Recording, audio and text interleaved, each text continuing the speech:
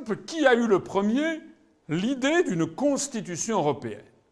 Qui a dit « rien ne pourrait nous être plus agréable que d'apprendre que les États d'Europe occidentale ont décidé de réunir dans une ville d'Europe, disons à Luxembourg, des délégués responsables avec le mandat de rédiger l'acte constitutionnel de l'Europe, de désigner la capitale, et qu'à partir du 1er janvier, l'Europe occidentale fonctionnera comme fédération. » Alors certains vont dire « mais c'est Adenauer, Paul-Henri Spaak, De Gaulle, etc. » Eh bien non. La réponse, c'est le général Dwight Eisenhower, américain, qui était commandant suprême des forces de l'OTAN en Europe en 1951, cette déclaration, avant d'être élu en 1952 président des États-Unis d'Amérique.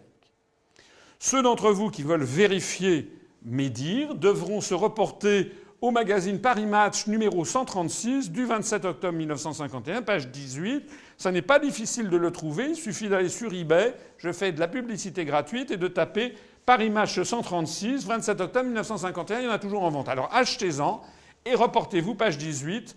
Mais de toute façon, nous avons aussi les scans de cette interview. Et dans cette interview, le général adjudant-chef des armées américaines en Europe dit « Aucune décision ne pourrait mieux nous aider dans la tâche que nous poursuivons ».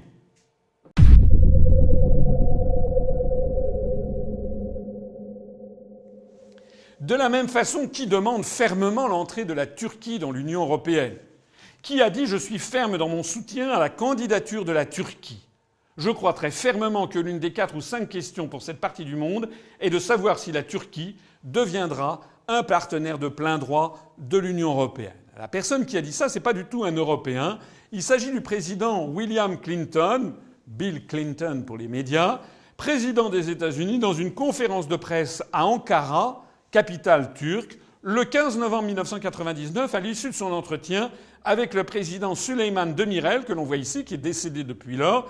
Pour ceux qui seraient comme saint Thomas, je les renvoie à la dépêche de l'agence France-Presse du 15 novembre 1999 de 15h35. Et Bill Clinton disant « Je continuerai à m'en faire l'avocat ».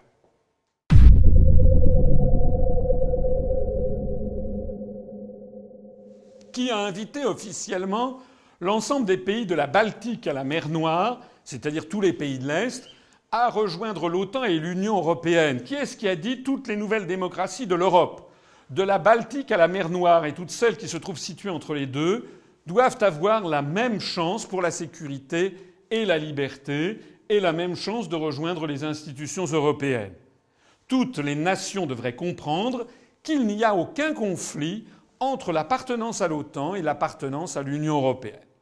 Normalement, si l'Union européenne avait un peu de sens, c'est une déclaration qui aurait peut-être pu être faite par le président de la République française, chancelier d'Allemagne ou je ne sais pas quoi. Pas du tout. La personne qui a fait cette déclaration, c'est le président américain George W. Bush, président des États-Unis, dans son discours à l'université de Varsovie le 15 juin 2001. Et d'ailleurs, insistant en disant « Nous faisons bon accueil à une Europe vraiment unie ». Donc, si nous avons procédé à l'élargissement des pays de l'Est très, très rapidement, 10 pays nouveaux d'un coup en 2004, en 2005, et 2 autres nouveaux pays en 2007, la Bulgarie et la Roumanie, c'est parce que les États-Unis l'ont exigé.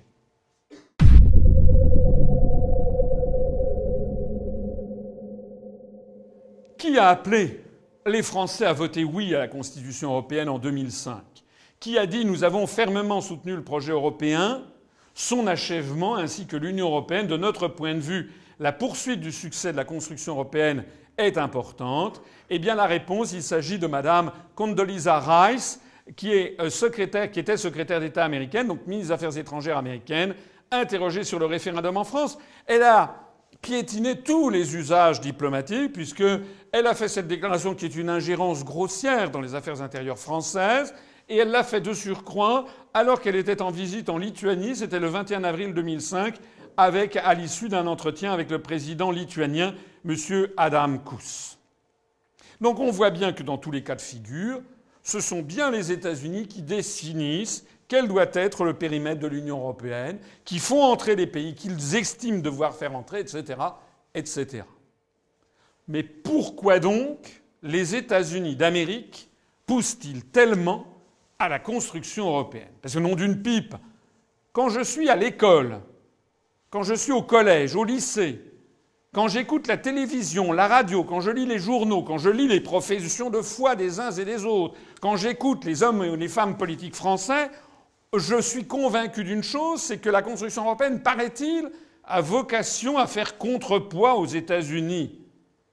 Alors, si ce que l'on me dit depuis que je suis né est vrai, mais comment se fait-il que les États-Unis poussent tellement à une construction dont l'objectif serait de leur nuire ? Ça n'a pas de sens.